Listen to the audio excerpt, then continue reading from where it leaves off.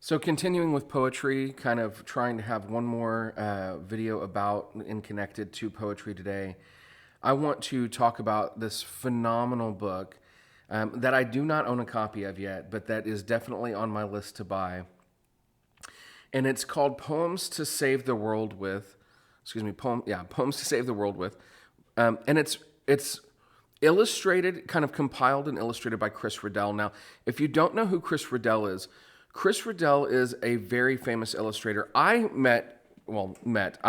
came into knowledge of Chris Riddell through his illustrations of Neil Gaiman's works because I absolutely love Neil Gaiman. But he has a series of books that are related to poetry, including Poems to Save the World with, in which he sort of compiles poems that he thinks kind of fit this theme, and then he illustrates those poems. So part of what makes this book so wonderful is his illustrations, and I had to take pictures of a couple of illustrations that are connected to this poem I want to share with you. And these are off of, if you go on Amazon, you can sort of get the sneak peek of the artwork.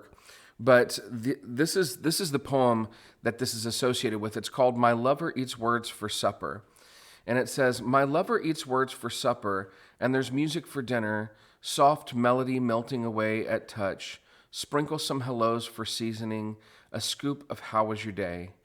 The clink clink of plates, a clatter of spoons, forks, silence.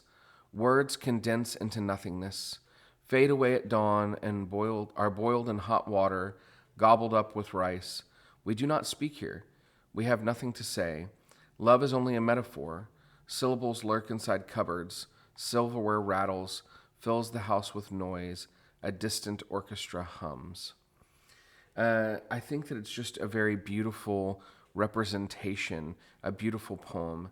And so he has this collection. That poem, for instance, was by Daryani. There's From Auguries of Innocence by William Blake. Hope is the Thing with Feathers by Emily Dickinson, which is such a beautiful poem. Wild Geese by Mary Oliver. Oh man, I love Mary Oliver. So this gorgeous collection of poems with the most amazing illustrations compiled into a book and published and produced for your pleasure. And so I hope that you can go online and order a copy of one of Chris Riddell's books and pick it up and enjoy it.